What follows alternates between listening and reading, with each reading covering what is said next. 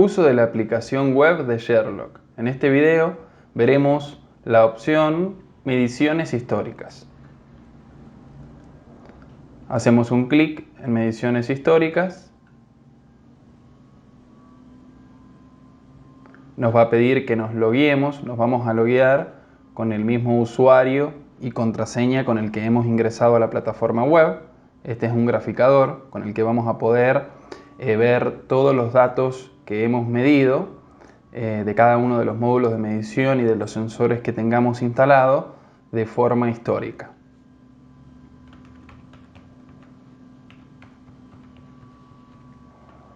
Entonces, colocamos nuestras credenciales, iniciamos sesión,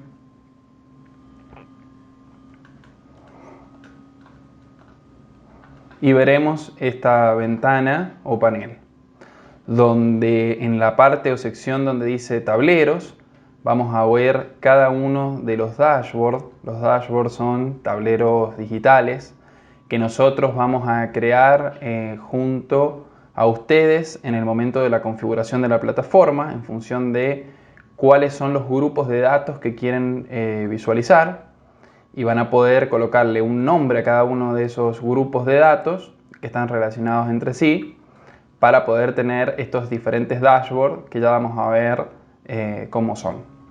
Acá en la parte izquierda tenemos la sección de ayuda, donde tenemos una breve explicación, y también podemos hacer un clic donde dice volver a la página de Sherlock, y volveríamos a la página que estábamos visualizando recién. En esta lupa tenemos el historial de búsquedas o de acciones que hemos ido haciendo en la plataforma, y cuando nos metamos, por ejemplo, en alguno de estos dashboards, para volver a este menú principal podemos cliquear acá donde dice inicio, o también donde tenemos estas ventanas. Por último, para cerrar sesión de esta plataforma, podemos ir a este logo que tenemos en la parte inferior izquierda y le damos salir de la sesión.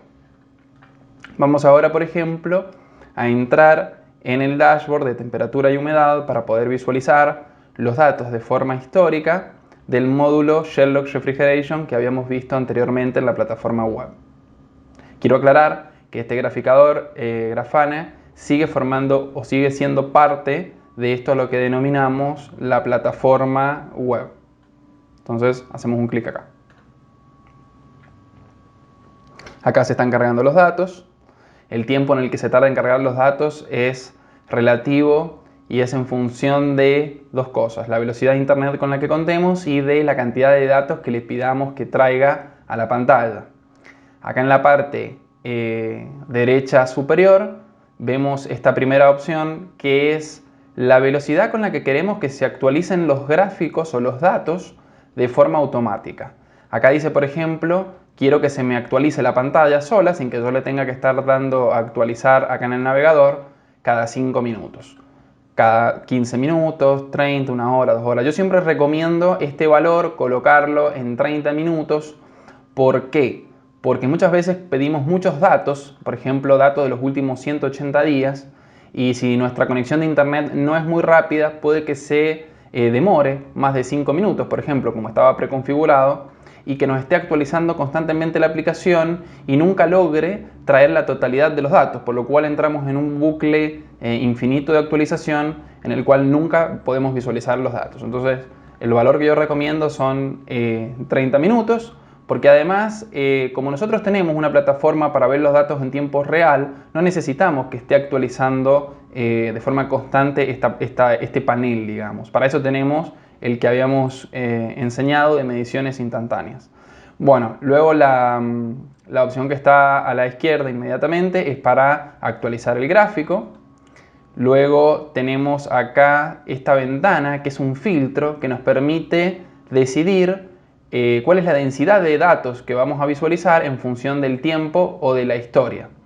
Es decir, yo si hago un clic acá, puedo decirle: quiero ver los datos de los últimos 5 minutos, 15 minutos, 30 minutos, 1 hora, 3 horas, 6 horas. Bueno, y así tenemos 24 horas, 2 días, 7, o podemos también decirle acá con un calendario desde cuándo hasta cuándo. Por ejemplo, decirle, bueno, quiero ver los datos desde el día 12 hasta el día 13, por ejemplo. Y además podría poner no solo entre qué día y qué día, sino entre qué día y qué hora y entre qué día y qué hora. O sea, lo declaro acá, la hora y la fecha, ¿no? Y le pongo aplicar el rango de tiempo. En este ejemplo, nosotros estamos visualizando acá los datos de las últimas 24 horas. Vamos, por ejemplo, a cambiar y visualizar los datos de las últimas 6 horas y vamos a poder observar que la densidad de datos que tenemos en el gráfico es mucho menor. Acá está. Acá estaríamos viendo entonces los datos, por ejemplo, de la potencia activa total en kilowatt de las últimas 6 horas, la temperatura ambiente en grados centígrados de las últimas 6 horas y la humedad relativa del ambiente en porcentajes de las últimas 6 horas. Con estos gráficos podemos observar las siguientes particularidades.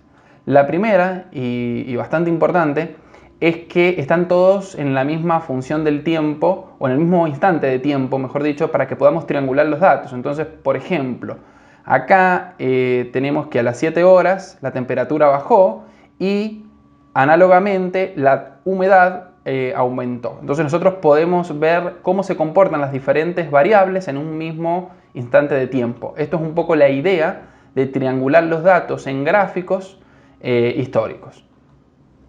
Tenemos otra función también que es la de zoom, donde nosotros si hacemos un clic izquierdo y lo dejamos presionado, por ejemplo, quiero ver este pico de temperatura, este pico de potencia activa que se ha producido acá de una forma más amplia, entonces yo hago un clic izquierdo, lo dejo presionado, arrastro sin soltar el clic hasta a la ventana donde yo quiero hacer el zoom, suelto y se me va a expandir los gráficos en esa ventana, haciendo más zoom entre punto y punto de medición.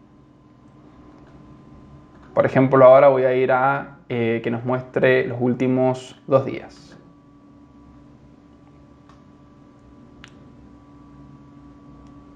Acá tenemos visualizando los datos de los últimos 2 días con una densidad de puntos o de datos mayor. Y una vez más yo podría, por ejemplo, hacer un zoom. Supongamos que me interesa, no sé, esta sección por alguna causa o puedo hacer este zoom. Y por más que yo haga un zoom, en este caso, en los datos de humedad ambiente, se va a reflejar también en los datos de temperatura y en los datos de potencia activa, en este caso, que tiene este dashboard particular. Entonces la idea es que al hacer un zoom en uno de los gráficos, también se refleje ese zoom en los otros gráficos para poder seguir triangulando de forma visual y correlacionando un dato con el otro. Bien, podemos entonces volver de vuelta al panel de dashboard que tenemos disponible, que lo podemos hacer haciendo un clic acá o también aquí en el nombre del usuario. Y vamos a volver acá a la lista de los dashboards. Entonces, cada dashboard es un panel digital, como el que hemos visto recién, con un conjunto de datos particulares. Por ejemplo, si yo quiero ver temperatura y humedad, los datos que me pueden ser significativos los decidimos en conjunto y nosotros creamos este pool de gráficos en un grupo.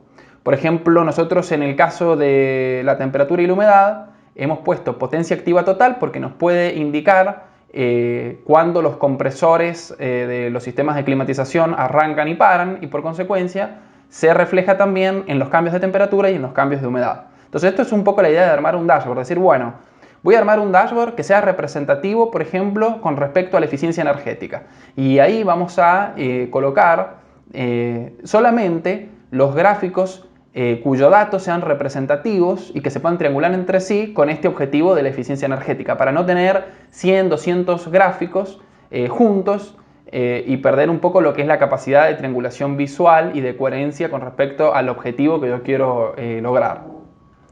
Vamos ahora, por ejemplo, a entrar en lo que es, para dar otro ejemplo, a ver, potencia reactiva para el famoso coseno phi. Entonces, yo entro a este dashboard. Funciona exactamente igual que el anterior, con la diferencia de que ahora tengo los datos representativos con lo que es potencia reactiva. Entonces, por ejemplo, ¿qué estoy viendo acá?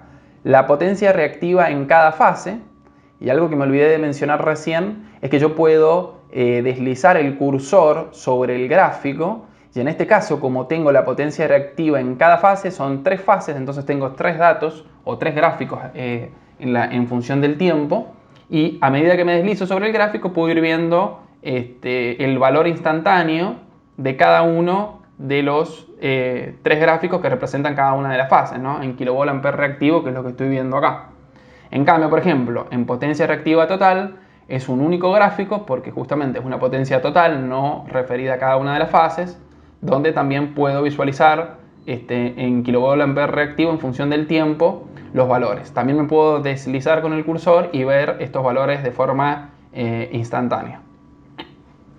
Entonces, bueno, para lo que es potencia reactiva tenemos potencia reactiva en cada fase, como para ir viendo qué tan parejo van esta potencia reactiva en cada una de las fases, la potencia reactiva total.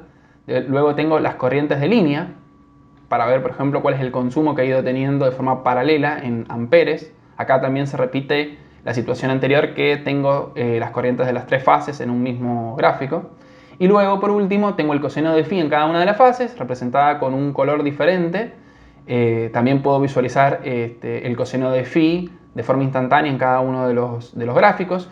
Y, por ejemplo, en este caso puedo ver una línea roja que está ubicada en 0,85, que es esta que se ve acá, donde visualmente nos indica que es el límite inferior mínimo que nosotros deberíamos no pasar o no descender del mismo para ser multados. Entonces, todos estos puntos o estas mediciones que están debajo de la línea roja se deberían de intentar solucionar con un banco de capacitores o en su defecto con un capacitor fijo, si es que así se requiere. Por último, en alguno de los dashboards se encuentra debajo del mismo una sección de ayuda donde explica exactamente para qué se utilizan cada una de estas mediciones, con qué objetivo, cuáles son, por ejemplo, cuál es el coseno phi permitido mínimo y la tangente máxima de phi. Entonces todo esto está explicado en la parte inferior. Ahora vamos a volver a lo que es el panel principal. Acá, bueno, como había comentado, podemos cerrar sesión también de lo que es este graficador, como también volver al menú donde están las mediciones instantáneas y todo lo que habíamos estado viendo en lo que es la plataforma web. Hacemos un clic y acá hemos vuelto al lugar de origen.